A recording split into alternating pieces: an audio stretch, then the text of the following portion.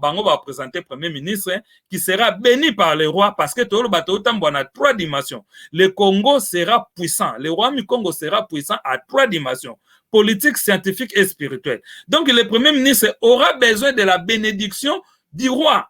Le roi qui est à la fois le maître de l'humanité parce que Mutagocha Tembenaye Agozalanaete Yemoko Tata Kimbangu Azawana. Il prend la bénédiction à Simbi Baton Abandiko Tambusa Masolo. C'est à ce moment-là, même le président des États-Unis, même le président de la Chine, même le président de la France, ils vont se retrouver réduits automatiquement dans le niveau du premier ministre. Et ils vont venir au Congo pour na kozwa mibeko asika o bango ba tambusa nango bamboka bango. Et soki ba chetembe bango moko d'ailleurs processus c'est bandaki parce que marambo tolbe bandi le lote tokende ko bandango na Congo le 30 juin 2021 oto tombola ki kombo na kati ya Congo ndenge tataki mbango atinda biso to kombo la Congo peto beta kombo 3 fois. Donc processus c'est bandaki tozo leka toza koleka na ba guerre de l'autre comme déjà na deux guerres avant tout ce qu'on peut sans opportunité il y a ba question au papa kimbanga watu na ba o ba comprendre na nouté na fongole libino déjà des est-ce que Bozan a besoin de 3 pour na fond la guerre mondiale?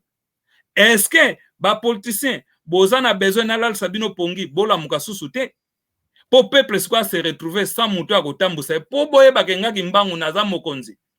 Est-ce que Bozan a posa na la musaba wei ya ba famille na bino baya ko ebisa bino makambo po bondi make il faut to sala ngo impérativement. Donc mituno misa tu papa nanga sekwe na mesa ndenge kaka eyeli mais pour na ko répondre na mutuna na yo le prochain président na configuration auto kenderango il sera le prochain premier ministre oyo akotambu sa transition ba institution ekokota na transition ba modification ekosalema yango ekomema biso na royaume. En tout cas, merci beaucoup, mais donc on comprend que surtout au côté d'un système en royaume, comme on voit dans d'autres pays, on aura maintenant un premier ministre qui va commencer à diriger le gouvernement, donc qui sera élu soit à l'Assemblée avec le député, ou soit par la population. Dengue, ça dit pas, et que ça, mais une question, ils allaient. Maintenant, le roi, à cause de la choisit comment? Comment est-ce qu'on va choisir le roi? Il viendra des confessions religieuses, il viendra de la société civile, il viendra de la population dans son ensemble. Comment est-ce qu'on va élire ou bien choisir qui sera le roi du Congo dans les jours à venir? Merci beaucoup, Papa Joël na mutuna na wana. Na kanisi na explication on appelle si muto aza visé azo comprendre déjà makambo to zakoloba. On n'a pas ici besoin d'un roi na forme à présent de la République. Cela veut dire quelqu'un oyo, même il peut manaye moko ya bomoyi, aza na contrôle na ngote. Donc, à partir du moment où mutu oyo, même il peut manaye moko ya bomoyi, ana contrôle na ngote, mindele baya corrompre ye, parce qu'abanga mindele, puisque yangonde basala na ba président de la République. Balaka bango nini, balaka bango makambo mibale. Osali oto lobi na yo, to bate le pouvoir na yo, osali te oto lobi na yo, to bundisi yo, to bomi yo. Siko lokola to abatu, to bangela apema na biso, ngana kufa, bomengo aussi na zubwe nga président de la République na kufa, tika na salaka o bango balingi, pote bomengo et continue. Parce que, bazo banga po bana contrôle ya pema na bangote. Mais ya yi quelqu'un, oyo azala na contrôle ya pema na ye, mutu moko akobotole azate, mutu moko akobangisa ye azalate. Bachaka tembe bamonaka yango. Na Congo ya kala, donc itangu mindele baye, ba portugais baye, bakoti na royaume Congo, bakamati mama kipavita batumbiye elongo na mwana na mukongo. Na kati ya moto, parce que moto eliaka nyonso. Moto, ndenge tuebi yango eliaka nyonso. Mais na kati ya moto, pigeon abimi, azui mapapo, azui pema, azui nzoto, abimi na kati ya moto.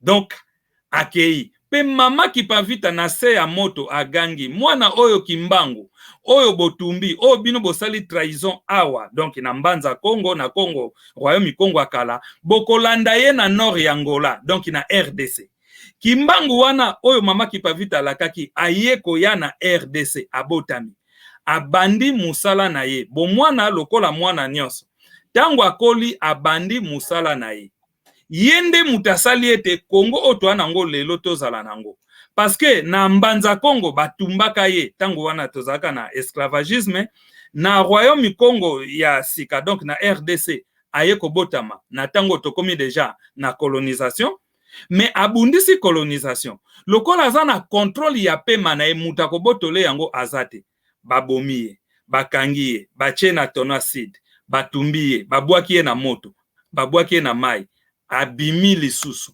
Or candidat président moko te, politicien moko te, juge moko te, docteur moko te, combattant moko te ya diaspora, ambassadeur moko te na mokili oyo bakozwa ye batie na tono acide babwaki na océan na se epui abima lisusu parce que toza na contrôle ya pema na biso te. Seli mutu oyo ademontraki ke ye aza na contrôle ya pema na ye na ya nzoto na ye akopesa ngo ferme nyonso alingi akobima esika nyonso alingi eza Kimbangu. Donc elingi koloba nini? Elingi koloba ete soki totie Kimbangu liboso comme le roi. Là, j'explique encore, to côté na deuxième configuration. Ce qui te tient liboso, cela veut dire te reconnaître, peut te comprendre démarche oyo. Yende mutu oyo mukile kokate, pe yende akotambusa mukile mobimba. Sinon, à part yaye, mutu oyo amonike non, ngape na kokoka, problème ezate mukolo yango, toko zwape tono asidi toko chawana, yo loko olobike yo po kokoka, to koti si ope na tono asidi to soude, to kepe to boaki ope na fleuve, to pesi ope 30 minutes bima. Soki yo po bimi, seke yonde roi. Mais soki yo kokoka na ote oyo Kimbangu akoka, Kimbangu nde mokonzi. Donc wana eza nango kutu eloko ya kowela te, kowela eza na bayebi te, ou bien na bayebalingi te moto moindo abonga. Nde bango ba ya wela. Mena ba o bayebi kowela eza te, parce que toko chao na tono acide, toko boako na fleuve, pe toko zela 30 minutes obima. Okoma no roi. Voilà, merci beaucoup Ndeko. Valère Mangituka, président ya COSEC ya société civile na musala boza kosala na Kinshasa. Pétition yango wana peuple congolais ezali ko signer na Kinshasa. Et puis la diaspora, est-ce que la question est-ce que la diaspora peut signer aussi la pétition? Est-ce que parce que namoni va photo belé ya bandeko baza ko signer sur place, est-ce que la pétition ils ont na Kinshasa, ils ont na Congo central, est-ce que ils ont atteindre la province Mususu? Il y a République oh bango pe bakoki ko signer la pétition yango na bisika bango bazali facilité wana ezali pour na bango bazwa pétition. Oui, pétition pour la diaspora est en ligne. Donc toza ko signer yango en ligne à partir de téléphone, à partir de email. To zako signer yango mais pour na topesa ba politiciens raison te pamba te makambo tolo ba les politiciens congolais sont malais, que ça soit au bazana pouvoir, que ça soit ba na opposition, ce sont des malins. Donc soki to cheke ba to diaspora ba signaka mingi tant to koma loboso na bango ba compliquer biso ba mais bino diaspora mingi na bino ba changer ba nationalité, qu'est-ce qui prouve que bato ba signer ba congolais wana nyonso pona kolobaka ke ba boyi makambo yango me ba koluka ba raison. C'est pour cela tozo linga ete mingi ba na Congo nde ba signer. Mais biso diaspora rôle nini biso toko jouer na signature oyo? Biso rôle na biso eza ya kopesa contribution. Pamba te bandeko na biso o baza ko tambola Kisasa mobimba na ba province pona koluka ba signature. Bazo tambwa na sa moi, ba transport eza difficile, ba poussière, ba condition eza difficile. Soki biso topesi contribution, biso siko toko sunga bango na musala o bango bazali ko sala pote bazanga mwama ya komela te et puis bafuta transport. Donc eloko to senga mingi na diaspora c'est la contribution. Totika bao ba na Congo bango ba signer parce que wana yemoko l'état a rozala na facilité ya ko confirmer pe ako vérifier que ah non Jean Makengo Mpala afandi na commune ya Bandal na Venitel. Soka linga vérifier que réellement Jean Makengo Mpala afanda na Bandal na Venitel, ye l'état ko kende ko vérifier. Omoni e ko faciliter ye musala. Entre-temps, biso bana diaspora, ba papa diaspora na ba mama diaspora, ezaka ka mwa petite contribution de tozo pesa pona batu ba luka ba signature na Congo mobimba. Bazwa yango et objectif est ça d'ici le 23 décembre. Tokoksa ou bientôt les 100 000 signatures. Pour que tant janvier, tant que janvier, makambu pe asika tokota nango mbala moko. Est-ce que pétition est à atteindre pour la qui va photo à Bandeko Lubumbashi? Est-ce que pétition est à atteindre la province à part Kinshasa? Oui, pétition est dans tous les Congo, ezo signamé na Congo central, na ba ville, na Bandundu, na Lubumbashi o monaki video wana et wana euti Lubumbashi mais ezaka bata Lubumbashi te mutu ba signé donc bakendaki na ba province mususu ba Lualaba ba Tanganyika bazui ba signature kuna nde ba ye nango sikoyo lokola départ ya avion ezalaki na Lubumbashi et coordonnateur ya zone wana aza na Lubumbashi nde sikoyo bayaki nango na Lubumbashi ba pesiye ye sikoyo ekoti na avion nde yako monake ekomiti na bureau na IPN na Kisasa. En tout cas, ça c'est une bonne chose. Nous souhaitons que Yango et Kokisama Ndenge Yango et Sakokende. Alors, la diaspora, l'apport de la diaspora ou la contribution de la diaspora, et que ça, na niveau ni, et puis manière ni ko contribuer avec cette idée, makanisi bino et ça ça manakata Congo pour changer un peu le truc nambo kanabiso. Oui, na diaspora toza na groupe moko WhatsApp oto bengaka groupe ya ba donateur. Donc na kata groupe wana selon ba recommandation oyo tata Kimbangu apesa kibiso ezalaki ya kosangisa diaspora na kata groupe wana pote mutu apporter contribution na ye. Alors na yango na kopesa quelques numéros na kopenda numéro ya secrétaire général Papa Lucien azabongo na France, numéro na ye ezabongo plus 33 625 33 86 07 na bandeli plus 33 625 33 86 07 na papa nyonso pe mama nyonso to elenge nyonso ya diaspora oyo alingi a contribuer na likambo oyo tozali kosala ndenge tolobi baye baza kokende ba province bazwa mwa transport baye baza kotambola na basia ba poussière bamela ata mwa mai bakongolela biso ba signature oyo po yango nde eza pouvoir ya biso peuple. Pouvoir ya biso peuple, le vrai pouvoir yango po signature esiname na bazandu na ba université na ba église partout na ba stade partout. Donc o ezate ko élection moko baya kosa biso côté o ba votaki 2 personnes ba baloli yango ekomi 5 personnes te o peneza vote ya solo ezo salema na miso bato nyonso ezala bato bomoi ezala bakufi bazomona yango ke peuple azo signer pétition elingi kolba ke peuple aza ko voter abima na système de malheur o eza République démocratique du Congo akota na système de bonheur o eza bongo royaume Congo de Kimbangu. Donc numéro papa secrétaire ezawana bon nga moko na linga kopesa mingi numéro na ngai te vi ba temps eza difficile muta banda ko lukanga o mona zozwanga te akoki koza décourager mais papa secrétaire vraiment azalaka disponible mais dans certains cas oyo balingi ba contacter biso bakoki kozwa biso na plus 1 603 820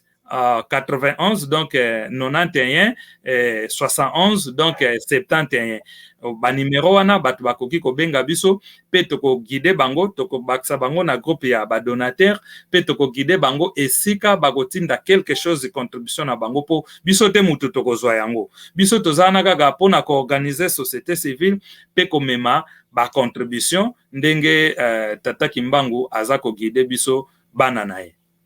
Merci beaucoup. Ça va contact wana. Je crois que batutu bazako landape bazako yoka. Je crois que l'information est au coma. Mais on va koloba point moko za capital awa olobe sur le point. Il y a peut-être il fallait l'expliquer à la diaspora. Le guerre où ezako legama. Maintenant comme la deuxième guerre. On a qui ça nini na bana diaspora na makambo bazako sala ndenge ezali lié na ba événement tout ça ko vivre dans le monde. Matondo mingi papa na ngai pasteur Joël Konde merci pona motuna wana elingi koloba boye ndenge na ute koloba bakoko na biso nde basalema batayambo tangu nzamba asali mokili mondela azaka te wana eza ba repère il faut congolais nyonso d'abord biso congolais po biso nde totambusa mokili même évangile oyo mindele baka nango toko bandela biso nde toko pesa évangile vrai authentique oyo kouta na Congo et kotambola mokili mbimba. Donc pona koma mutuna wana tangu nzamba asali mokili asalaki liboso ba yindo mundele azalaka te yango asalake moyindo nda botaka mundele abotaka moyindo te eza lokola ekila mundela kobota moyindo te ndenge ngano tozali na basuki moyindo eza ekila. Donc na procédure wana bakoko na biso batambolaki malamu te na nzambe, batosaki mibeko ya nzambe te, lisumu ekotaki kati na bango pe mabe ekotaki. Nzambe na bonzambe na ye na kanda na ye asalaki ete aya kobimisa barasi mosusu, entre temps apesa bango pouvoir mosusu na bavantage mosusu po éduquer biso, po réveiller biso, po corriger biso. Alors mais asalaki ete na suka masolo akoya ko restaurer biso, akoya ko récupérer biso, akoya ko zongisa biso na esika oyo tozalaki. Yango na procédure ezake ngonga na biso bayindo tozala restaurer na esika oyo tozalaki ekoki. Mais siko nzamba sala makambo ne na bato, ndenge papa Simon Kimba Nkiangani ye moko na nkamba alobaka yango, témoin ya mutaza nzambe pe témoin ya nzambe eza moto. Donc nzambe asala makambo ne na moto parce que ye moko nzambe alataka nzoto ya moto pe alobaki asali moto lolenge ye azali. Donc nde na tina wana akoya ko restaurer biso. Siko na restauration wana esenge na biso to sa su berere te oyo to salaki liboso. Yango faut préparer biso na trois dimensions. Na dimension intellectuelle, donc scientifique, na dimension politique, donc gestion ya cité oya pesaka na bakoko na biso yambo pouvoir ba gérer mokili les 5 continents oya salaki apesi bango ba gérer yango. Alors ba bebisaki. Alors, nde sikoyo tango azo restaurer biso eza sikoyo poto zonga na mayela sika pe makanisa sika pe molimo ya sika. Alors na procédure wana yango lokola makambo ngo banda na RDC ayaki kokuta na biso bana RDC oyo toza na mboka bapaya. Ndenge ye moko alobaka ke bana nanga bakobima bakendo lula ba mboka bapaya. Mais na tamoko pe bakozonga kozonga linko baka te tozonga nzoto kozonga na makanisi tanto zaka awa susi na Congo tout consort batu babela to osunga bango bana classe to osunga wana eza déjà kozonga mobimba tozonga. Alors nde na procédure ya kozonga wana ya ini partie oyo kozonga physiquement po bakendo porter témoignage na ba o batikala kuna ya makambo oyo bango ba moni côté bakendaka na bakoko na bango côté bakendaka. Donc là ça inclut na ba o bayaka na tango ya esclavagisme biso na bango to na même processus. Yango na même na masolo oyo toza na groupe WhatsApp o to bengi Afro Inspiration. Afro Inspiration wana ezaka kapona ko atteindre ba descendant ya esclave o bazana mondo mbimba bapanzani bango nde baza mingi majorité ba membre na groupe wana po tokozonga na bango na Congo na Afrique na même processus. Alors na komi na point ya question na papa na ngai tangu to sali opération ya le 30 juin o to telmisaka kombo to kombolaka Congo. D'abord to lekaka pa Belgique avant to kende Congo, symbole ete mayenzambe apesaki na bamindele azongiseli biso yango bayindo. Elinkol ba ete mabe oyo tomonaka na Afrique yango tokoma mona na bamboka bamindele, bolamu oyo tomonaka na mboka bamindele yango tokokoma komona na Afrique. Donc tosali déjà échange. Ndenge tozwaka toujours ba référence parce que il faut prendre les références pour ne pas olaksa batu ke makanisi nyonso olo beza ayote eza ngate. Papa Simon Kimba Nkiangani na nkamba alobaki boye devant bamindele le 6 avril ya 1921 alobi oyo ezalaki na gauche eleki déjà na droite, oyo ezalaki na droite eleki déjà na gauche. Elinko banini bolamu oyo tolulaka pa bamindele eye déjà na Afrique, mabe oyo toboyaka na Afrique eke déjà pa bamindele. Preuve yango to omona ba problème o biso tozaka nango na Afrique eko diminuer pe eko sila, mais mindele nde bakomo vivre yango. Pe bolamu o biso to lulaka pa bamindele na poto eko diminuer pe eko sila, biso nde bayindo mutu to komo vivre yango. Ndenge biso to ya koluka na poto mindele bako ya pe koluka na Afrique, ba ya pe ko bwaka pe ngunda na Afrique. Mais biso nde ba africain photo zala préparer nde na tina wana biso to ko matate so ba kitite et lokola ko mata ezalaka na technologie ezalaka na économie esengeli ba guerre ekota na bamboka na bango pote oyo batonga ekweya tangu ya bango ezokweya biso to bandi kotonga. Okomona sikoyo papa Simon Kimba Nkiangani Papa Simon Kimba Nkiangani alobi nini le 12 octobre 2023 alobi lokola sito salaki musée oyo kotombola tata Kimbangu siko ngonge komito sala ndaku ya bakoko oyo banyoka makana tata Kimbangu pona koloba ete bonzambe etambolaka na bokoko. Sikoyo biso tango tokotonga ndako oyo ya bakoko oyo banyokamaka na papa Simoki Mbangu, sikoyo biso nde tozwi ela ya kotonga. Bamindele siko lokwa bango bamitongelaka, bango siko bazwi ela ya kobuka oyo batongaka.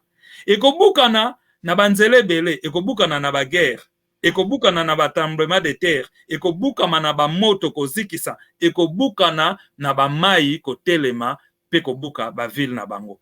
4 chemin wana yango ekobuka oyo esalaka puissance na bango, biso pe 4 chemin yango ekotombola oyo ekosala puissance na biso. Donc masolo eza masolo apasi, parce que eza masolo ya ba millions des années, parce que tango bakoko na biso babandi première immigration ya koparcourir mokili mobimba, bakontaka yango c'était 150 000 ans avant Jésus-Christ. Nde bayindo basalaka immigration ya monde entier. Tango wana mundela zaka nanu te. Mundela zaka nanu te, masolo ba mindele eko banda vers 70 ans, 80 ans, 1000 ans avant Jésus-Christ. Mais tango bakoko bayindo basalaka immigration ya les 5 continents, c'était à plus de 150 000 ans avant Jésus-Christ. Mundela zaka nanu te. Donc, ya masolo mo soki muta comprendre ngo lelo te azala presete, tozala na biso en contact po biso nyonso toyebaki yango te, même ba papa na biso nga moko personnellement papa na nga, le jour où avoué que ayebaki masolo papa Kimbangu, alinga ko sala nga crise cardiaque. Parce que di jamais tango biso to botami to koli na catholique to kena ba séminaire poto bima basango batikala ko tangla biso komba tata Kimbangu.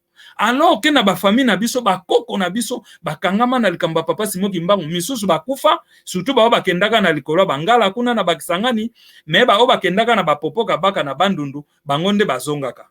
Donc tu vois papa, eza masolo bakoko na biso qui passe des millions des années oto ebi yangote et senge na biso vraiment to sala makasi toyeba.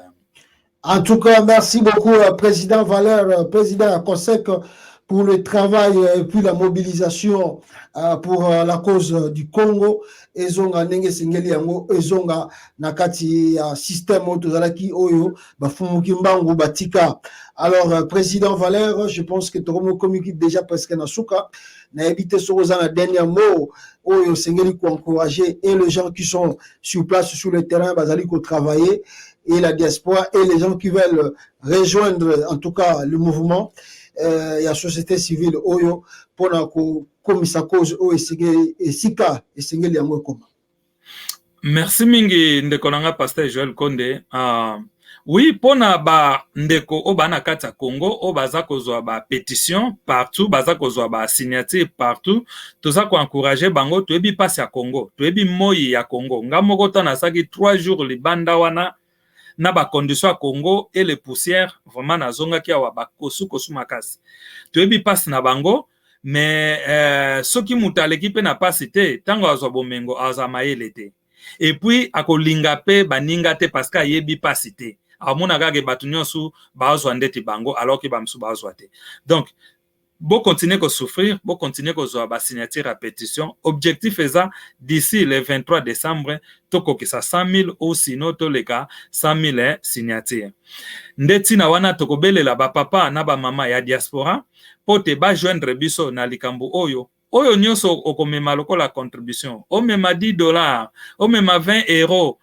Yaka na yango. Tokolakisa yo bae oyo yoko tindela na Kinshasa o tindango pa biso te o tindango mbalamo na Kinshasa, le bureau est établi soki po lingi yaya na yo akende ba yambe na bureau, le bureau est établi na IPN bako yambaye et mbongo na yo ekokoma pe ekosunga batata ba mama ba jeunes, les étudiants papa Joël yo moko monaki ba image les étudiants oyo bazako tambola pona ko luka ba pétition.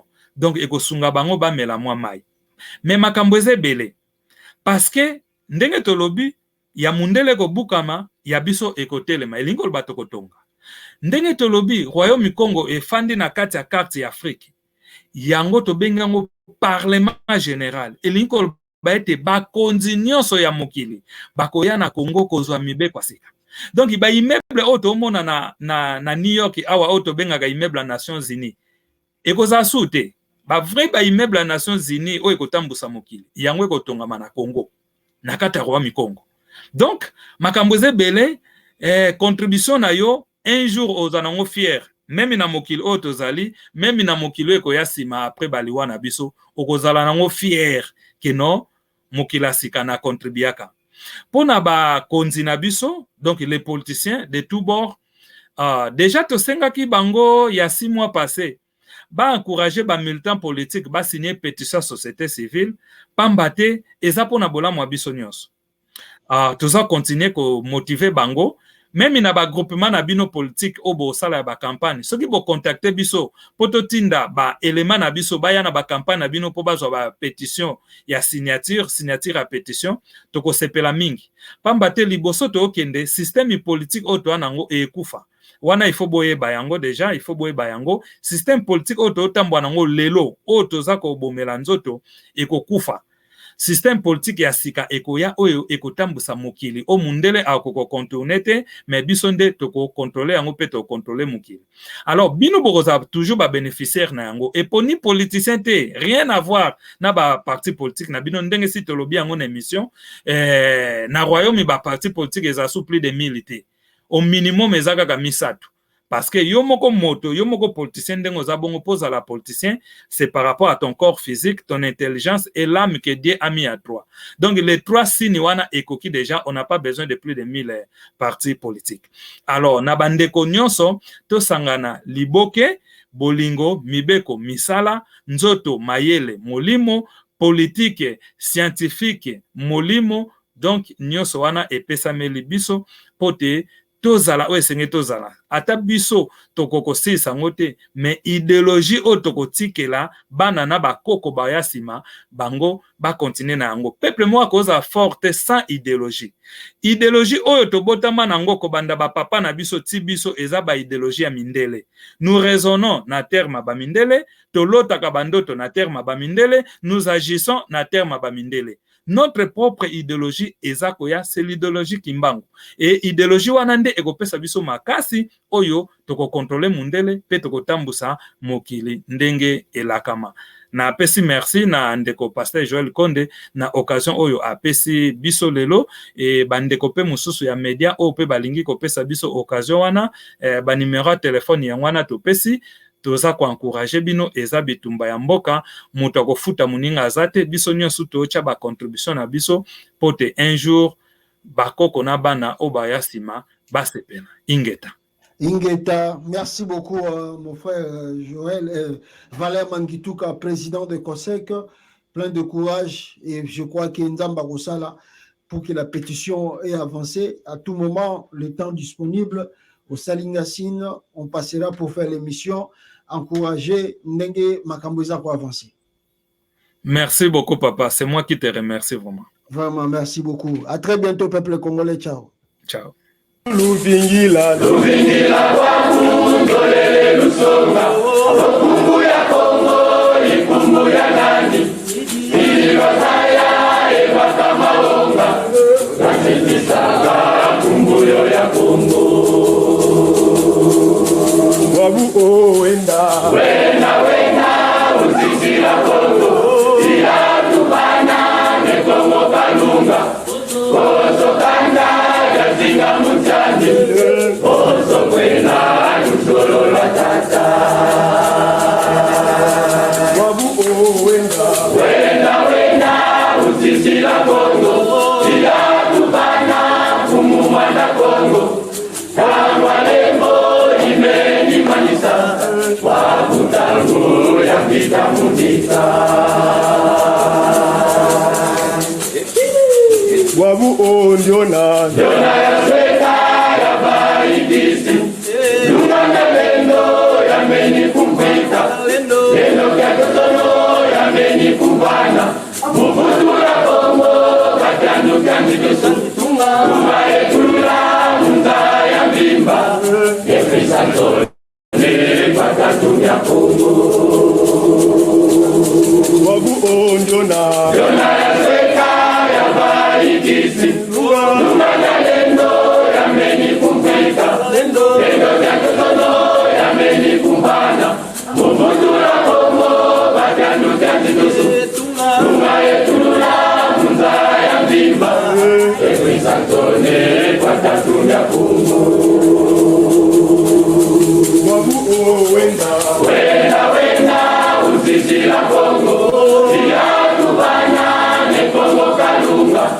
osokana yazinga mutangi